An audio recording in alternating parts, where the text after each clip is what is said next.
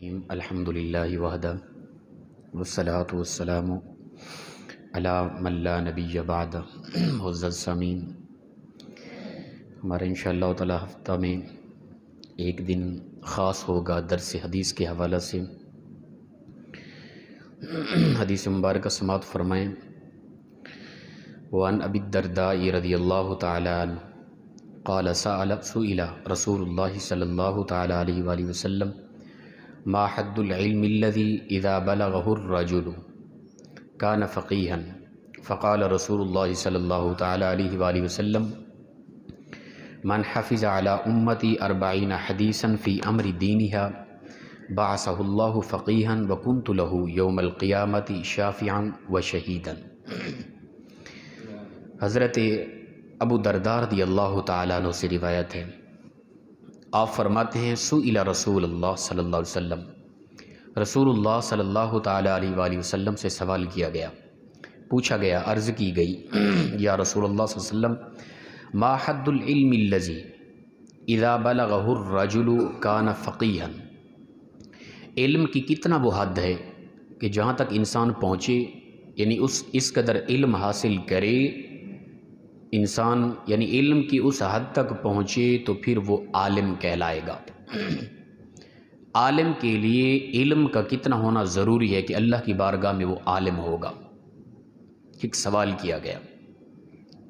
کہ وہ کیا حد ہے کہ بندہ وہ علم حاصل کرے پھر وہ عالم کہلائے گا اللہ کی بارگاہ میں، اور اسے عالم کا امت کے علماء کے برابر کا درجہ دیا جائے گا. تو رسول اللہ صلی اللہ علیہ وسلم نے فقال رسول اللہ صلی اللہ علیہ وسلم، فرمایا رسول اللہ صلی اللہ علیہ وسلم نے من حفظ علی امتی 40 حدیثا، جس کسی نے میری امت کے لیے 40 حدیث مبارکہ حفظ کی، فی امر دینیا، دین کے احکام کے متعلق، یعنی نیکی کا حکم دینے والی، برائی سے روکنے والی حدیث مبارکہ 40 جس نے حفظ کر لی، تو فرمایا بعثہ اللہ فقیہا، اللہ تعالیٰ اسے قیامت کے دن علماء میں اٹھائے گا. 40 حدیث مبارکہ جس نے حفظ کر لی میری امت کے فائدے کے لیے، وہ احکام کی حدیثیں تھیں، تو فرمایا ایسے بندے کو، وہ چاہے کوئی کاروباری ہے، تاجر ہے، وہ دکاندار ہے، وہ کسی بھی حوالے سے ہے، یہ کوئی ضروری نہیں کہ وہ ساری زندگی ممبر پہ بیٹھ کے درس دیتا رہے، وہ مکمل کورس کرے کہ تنظیم المدارس کے حوالے سے یا دین کے جو عام طور پہ اداروں میں کورس کیے جاتے ہیں کئی سالوں تک، کوئی ضروری نہیں. اللہ کی بارگاہ میں، آسمان کی دنیا میں اللہ کے نبی صلی اللہ علیہ وسلم فرماتے ہیں عالم وہ ہوگا جس نے من حفظ علی امتی 40 حدیثا، جس نے میری امت کے لیے 40 حدیث مبارکہ یاد کر لی، بعثہ اللہ فقیہا، اللہ تعالیٰ قیامت کے دن اسے علماء میں اٹھائے گا. آگے اللہ کے نبی صلی اللہ علیہ وسلم فرماتے ہیں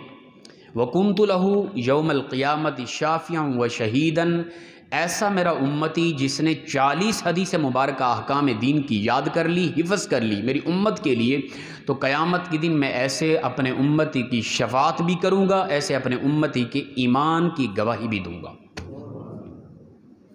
حالانکہ حقیقت یہ ہے کہ قرآن پاک کے اندر واضح ہے کہ اللہ کے نبی صلی اللہ علیہ وسلم نے ہی امت کی گواہی بھی دینی ہے، شفاعت بھی کرنی ہے، لیکن یہاں خاص کر دیا گیا کہ شفاعت عظمیٰ نصیب ہوگی اس بندے کو جس نے میرے احکام میں سے 40 حکم، 40 حدیث مبارکہ یاد کر لی، تو اس کو رب تعالیٰ قیامت کے دن علماء کی صف میں کھڑا کرے گا. اور پھر رسول اللہ صلی اللہ علیہ وسلم فرماتے ہیں خاص طور پہ میں محمد صلی اللہ علیہ وسلم اس کی شفاعت کروں گا، اور میں اس کے ایمان کی خود میں محمد گواہی دوں گا، جس کی گواہی خود اللہ، جس کے ایمان کی گواہی، جس کے تقوی کی گواہی، جس کے بہترین اعمال کی گواہی خود رسول اللہ صلی اللہ علیہ وسلم قیامت کے دن دے دیں،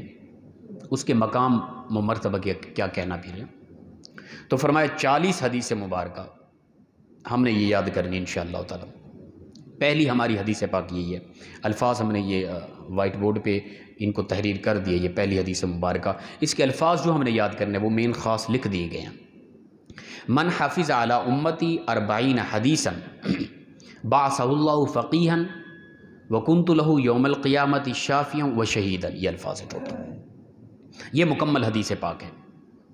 اس کو ہم نے ان الفاظوں کو رٹا لگانا ہے انشاءاللہ تعالی. یہ پہلی ہماری حدیث پاک، ہم نے 40 حدیث مبارکہ یاد کرنی ہے انشاءاللہ تعالی۔ ایک حدیث پاک ہو گئی، پھر سے اسے سماعت فرما رہے ہیں، من حفظ علی امتی 40 حدیثا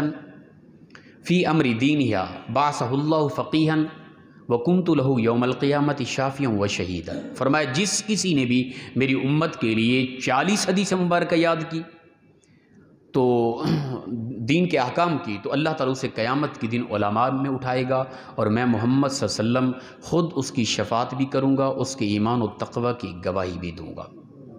یہ حدیث مبارکہ یہ ضرور یاد کرنی ہے، مختصر سے اس کی وضاحت کر دی گئی۔ اسی طرح حدیث مبارکہ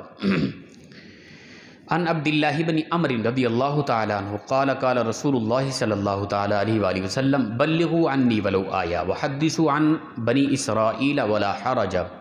ومن کذب علی متعمدا فلیتبوأ مقعدہ من النار، رواہ البخاری۔ حضرت عبداللہ بن عمر رضی اللہ تعالیٰ عنہ سے روایت ہے، فرماتے ہیں کہ فرمایا رسول اللہ صلی اللہ علیہ وسلم نے بلغوا عنی ولو آیا،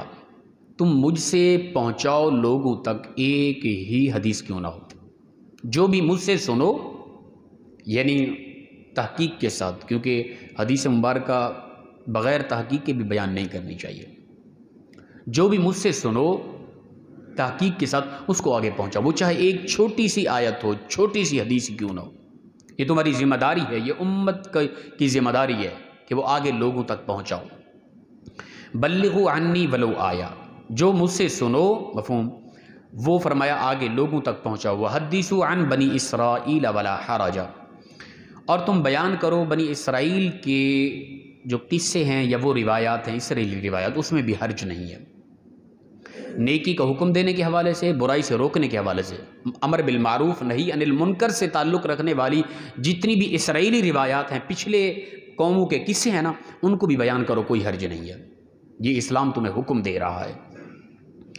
اور اسی طرح فرمایا ومن کذب علی متعمدا فلیتبوأ مقعدہ من النار، جس کسی نے، اللہ کے نبی فرماتے ہیں جس کسی نے بھی مجھ پر جھوٹ باندھا، کوئی بات کی اور اس بات کو میری طرف منسوب کیا اور میں نے وہ بات نہ کی، جھوٹ تھا، تو ایسا بندہ فرمایا فلیتبوأ مقعدہ من النار، ایسا انسان اپنی جگہ کو جہنم میں بنا لے۔ وہ انسان جہنم کی طرف چلا گیا جس نے اللہ کے نبی صلی اللہ علیہ وسلم کی ذات پر جھوٹ بولا۔ اللہ کے نبی فرماتے میں نے وہ نہ کہا ہو، میری طرف منسوب کر کے کوئی بھی بندہ کوئی بات کرے گا، ایسا بندہ اپنی جگہ جہنم میں بنا رہا ہے۔ تو حدیث کے حوالے سے ہم نے بڑے غور و فکر کرنا ہے۔ اچھا، یہ دوسری حدیث یہ بھی نوٹ کر دی گئی ہے، یہ 2 حدیثیں ہیں، ان کو ہم نے یاد کرنا ہے ہر حوالے سے۔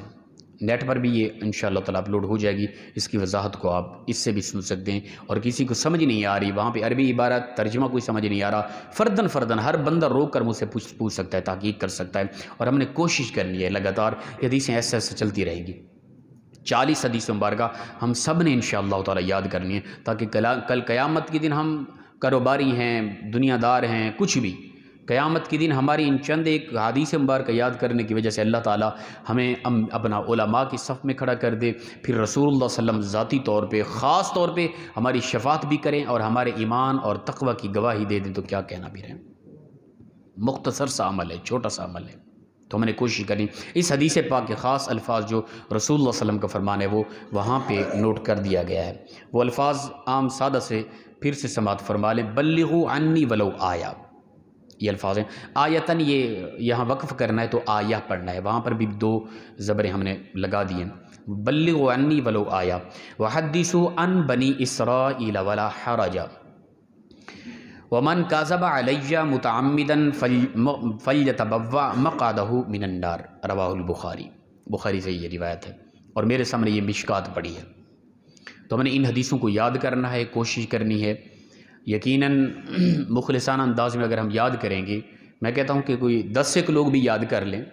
یہ 40 حدیث مبارکہ، اور ہم انشاءاللہ تعالیٰ یہ کریں گے، اپنا ویڈیو ریکارڈنگ بھی ہو رہی ہے، یہاں بھی آپ کو وضاحت کر دی گئی، وائٹ بورڈ پہ بھی لکھی ہوئی ہے، تو ساتھ ہی اس طرح کریں نا کہ بہتر ہوگا کہ اگر وقت ہے تو اس کو نوٹ کر لیں، کوئی چھوٹی سی بک لے لیں، اپنا کوئی کاپی لے لیں، کوئی چھوٹی سا اپنا رجسٹر لے لیں، اس پر اگر نوٹ کر لیں عربی عبارت مختصر سی اور اس کا خاص ترجمہ، پھر اس کو یاد کریں تو اس میں بالکل آسانی ہوگی۔ ایک تو ہمارے پاس ایک مکمل کتاب کی صورت میں 40 حدیث مبارکہ اکٹھی جمع ہو جائیں گی، ٹھیک ہے نا. بلکہ ہمارے علماء احمد یار خان نعیمی صاحب علیہ الرحمٰ نے یہ پہلی حدیث مبارکہ کے تحت لکھا ہے. فرماتے ہیں کہ کوئی اگر ان حدیث مبارکہ 40 کو کوئی یاد کر لے یا یاد نہ کرے، ویسے وہ تحریر کرا کے کسی لوگوں میں تقسیم کرے، ٹھیک ہے نا، یا وہ لوگوں کو ویسے سناتا رہے 40 حدیث مبارکہ. کسی بھی حوالے سے اس نے 40 حدیث مبارکہ پہ کام کیا، امت تک 40 حدیث مبارکہ کسی طرح پہنچائی، وہ تحریر کرا کے پہنچائی اپنا کتابی صورت میں،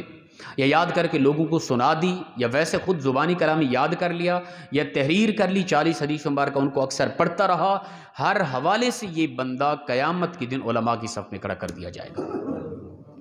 تو ہم نے کوشش کرنی ہے، تحریر اگر ہو سکے تو یہ کمال ہوگا.